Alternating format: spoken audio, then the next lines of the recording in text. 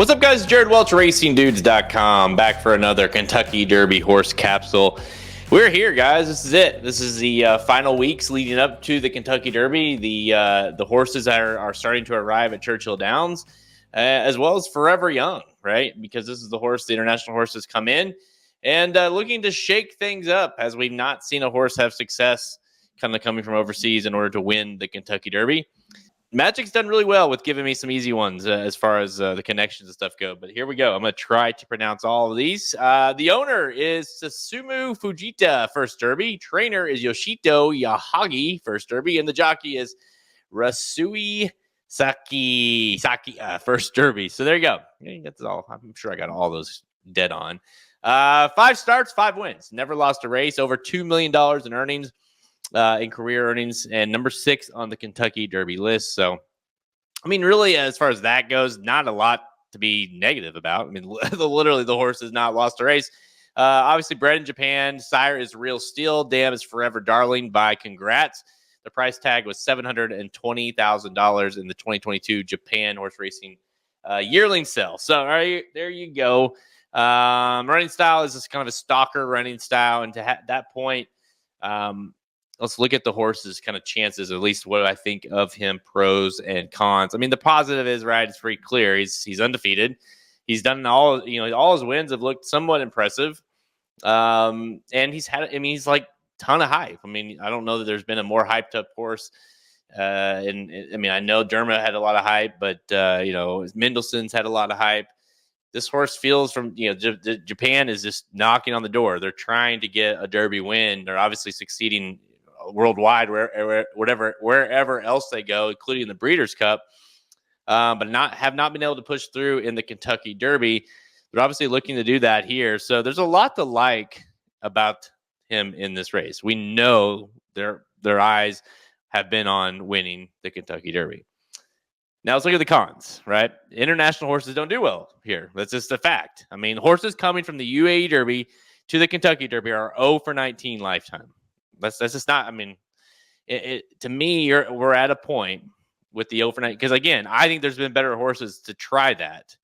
I mentioned a couple a second ago to try that than Forever Young, and I like Forever Young, but I think there's been better horses to try, and it just doesn't work, So with me, I'm on a stance of like, hey, you know what? Until proven otherwise, I just can't play them, And the other part of this is these horses get bet, they get bet really hard for the most part, right? Get bet really, really hard, especially horses like Forever Young, like Mendelssohn, like Derma. They get bet hard. And so, I mean, I think Forever Young is going to be like third choice, maybe. I mean, I think there's a very strong possibility that he's third choice in the Kentucky Derby. And at that price, I can't play him. Now, if we're sitting there talking at 12-1, then yeah, I think I definitely have interest in playing him at 12-1. So the concerns are high for me from those standpoints. Also, the concerns are high that his post position. He's a horse that they've been adamant saying. It's not like we're projecting this. Like they've literally said he doesn't like kickback. That's an issue. Like he kind of is a little funky in some of these races.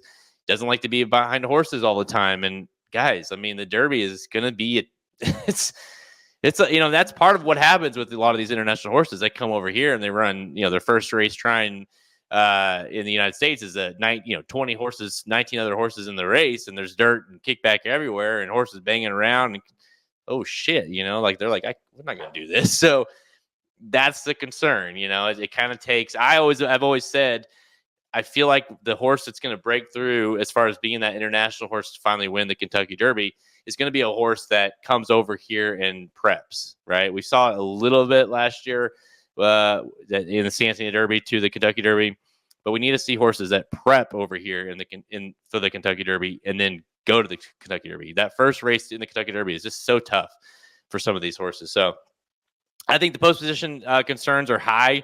This is a horse that you will not want to see buried inside because you just kind of have a feeling if he does, he gets banged around, the race could be over pretty quick for him.